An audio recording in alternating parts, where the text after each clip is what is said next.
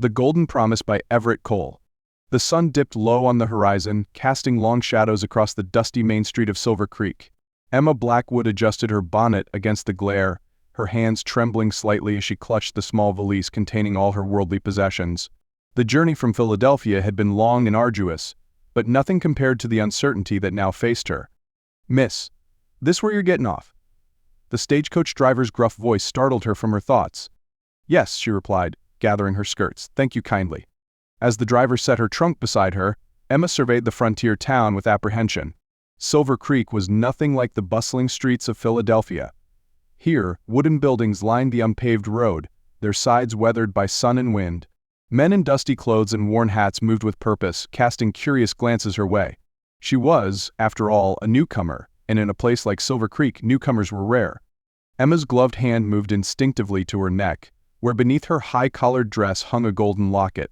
The weight of it against her skin was familiar, comforting, the only connection to the life she had left behind. "Miss Blackwood." She turned to find a woman approaching, her dark hair streaked with silver and tucked neatly beneath a simple bonnet. Despite the dust and heat, the woman's clothes were impeccably neat. "Mrs. Sullivan?" Emma asked, recognizing the name of her correspondent. "Welcome to Silver Creek." The older woman smiled warmly. "I trust your journey wasn't too taxing. Come along now, we've prepared a room for you at the boarding house." As they walked, Mrs. Sullivan filled the silence with talk of the town, its inhabitants, and the position Emma had come to fill. "Dr. Miller is most grateful you accepted his offer to manage his office. Since his wife passed last spring, things have been in disarray. He's a good man, but organization isn't his strength." Emma nodded, listening politely while taking in her surroundings. Silver Creek might be small, but it was alive with activity. A pair of children raced past, laughing as they chased a hoop down the street. Outside the mercantile, women gathered in conversation, their voices a gentle hum above the sounds of horses and wagons.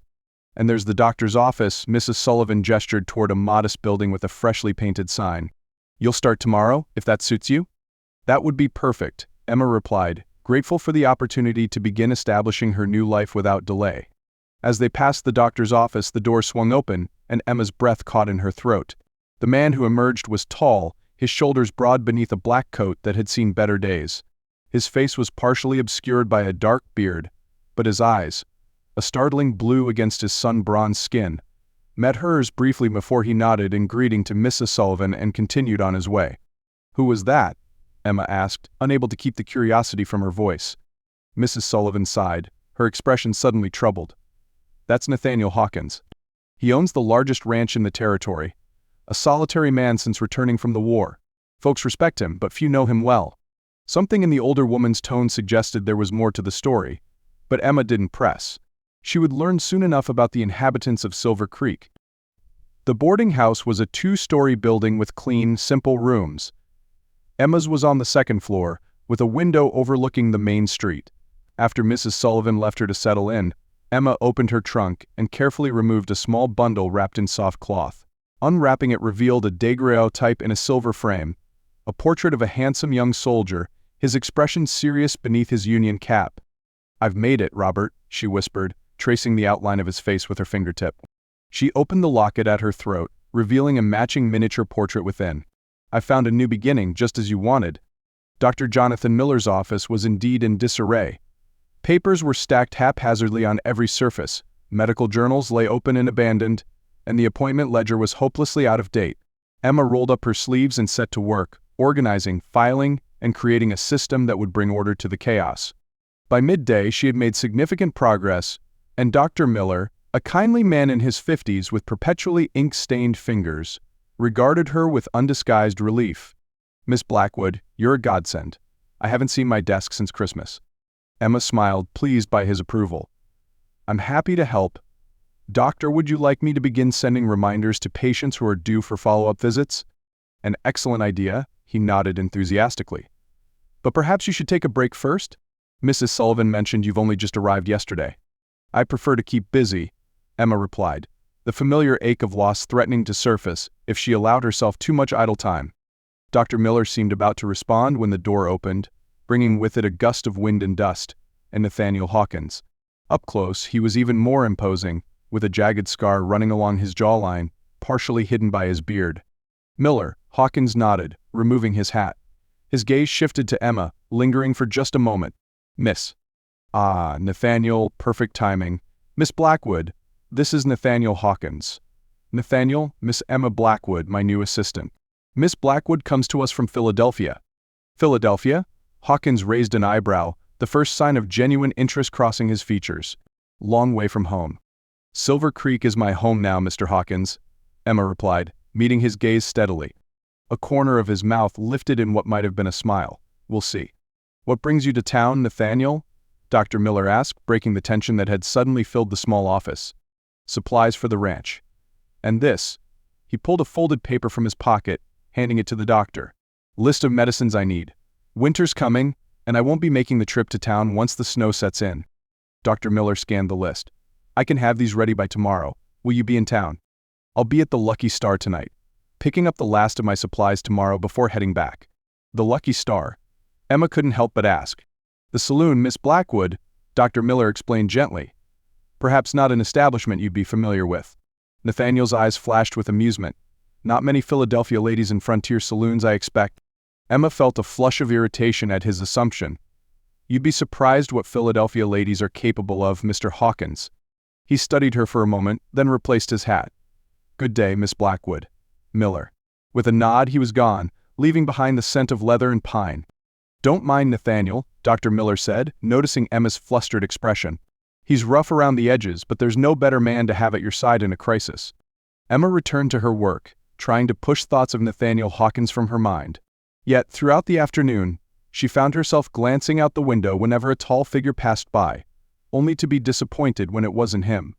That evening, as she helped Mrs. Sullivan prepare dinner, Emma gathered the courage to ask the question that had been on her mind all day. Mrs. Sullivan, you mentioned that Mr. Hawkins is solitary since returning from the war. Was he in the Union Army?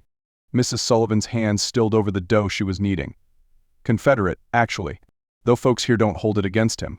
War's over, after all. Emma's hand instinctively went to her locket. Robert had died fighting against men like Nathaniel Hawkins. He lost his brother at Gettysburg, Mrs. Sullivan continued softly, and came back changed, they say. Bought the ranch and keeps to himself mostly, except for business in town. Emma nodded, absorbing this information. The war had left no one untouched. It seemed even here, hundreds of miles from the battlefields where so much blood had been shed. Later, in the solitude of her room, Emma opened her locket once more, studying Robert's face in the lamplight. What would you think of me now? She whispered. Among people who fought against everything you believed in? The daguerreotype offered no answers, only the frozen smile of a man who had been dead for 4 years. The Lucky Star Saloon was the liveliest establishment in Silver Creek. From her window at the boarding house, Emma could hear the tinny notes of a piano and occasional bursts of laughter. Sleep eluded her, thoughts of Robert mingling confusingly with images of Nathaniel Hawkins's piercing blue eyes. Finally, she rose and dressed, pulling a shawl around her shoulders. Perhaps a walk would clear her mind. The night air was cool, the stars brilliantly clear in the vast western sky. Emma wandered down the main street, staying in the shadows, away from the pools of light spilling from windows. As she approached the Lucky Star, the doors swung open, and a man staggered out, clearly in his cups. Emma stepped deeper into the shadows, not wishing to be seen, but her movement caught the man's attention. Well, what have we here? He slurred, changing direction to approach her. Ain't you a pretty little thing? Emma backed away, her pulse quickening. Sir, please excuse me, I was just returning to my lodgings. Now don't be in such a hurry, darlin'. He reached for her arm, and Emma jerked away, her back hitting the wall of the building behind her. The lady asked to be excused. Nathaniel Hawkins materialized from the darkness, his expression hard as he fixed the drunk with a steady gaze. Ain't none of your business, Hawkins, the man muttered, but he backed away nonetheless. It is when you're accosting ladies on my property. Nathaniel's voice was quiet but carried an unmistakable threat. The man spat on the ground but retreated, mumbling curses as he disappeared down the street. Your property? Emma asked, trying to steady her breathing. I own the Lucky Star, Nathaniel replied. Among other things. He studied her in the dim light. It's late for a Philadelphia lady to be wandering alone, Miss Blackwood. I couldn't sleep, she admitted. And I'm perfectly capable of taking care of myself. A ghost of a smile touched his lips. So I noticed. His gaze dropped to her throat, where the golden locket gleamed in the moonlight. "That's a fine piece." Emma's hand flew to the locket, a protective gesture. It was a gift. Something flickered in his eyes, understanding perhaps or recognition. "From someone special, I'd wager." "My fiancé," she replied, the words still painful to say aloud. "He died at Antietam." Nathaniel was silent for a long moment. "The war took much from many," he finally said, his voice low. "My brother fell at Gettysburg." "Mrs. Sullivan mentioned that?" Emma said softly. "I'm sorry for your loss." He looked surprised, then nodded once, accepting her condolence. "Come, I'll walk you back to the boarding house. Silver Creek is generally safe, but it's no place for a lady alone at night." They walked in silence, the distance between them both physical and something more, the invisible barrier of shared history on opposite sides of a bloody conflict. Yet there was also something else. A current of awareness that made Emma's skin prickle with every accidental brush of their arms. At the door of the boarding house, Nathaniel removed his hat. "Good night, Miss Blackwood." "Mr. Hawkins," she hesitated, then added, "Thank you for your assistance tonight." He studied her face in the moonlight. "You're welcome. Though I meant what I said, you seem quite capable of taking care of yourself." "Life teaches us what we need to know," she replied. "Even Philadelphia ladies." That ghost of a smile appeared again. "Indeed it does." He turned to leave, then paused. "I'll be collecting my medicines from Miller tomorrow morning. Perhaps I'll see you then." It wasn't a question, but Emma found herself nodding. "Perhaps you will." She watched him walk away, his tall figure soon swallowed by the darkness. Only then did she realize her hand was still clutching her locket, as if seeking reassurance from the man whose memory it contained. The following morning, Emma arrived at Dr. Miller's office earlier than necessary, telling herself it was to continue organizing the chaotic files, not in anticipation of Nathaniel Hawkins's visit. She had dressed with particular care, selecting a blue dress that she knew complemented her eyes, and arranging her chestnut hair in a style that was practical yet becoming. Dr. Miller arrived shortly after, greeting her with a distracted smile as he set about preparing the medicines Nathaniel had requested. Emma busied herself with the appointment ledger, but found her attention drifting to the window every few minutes.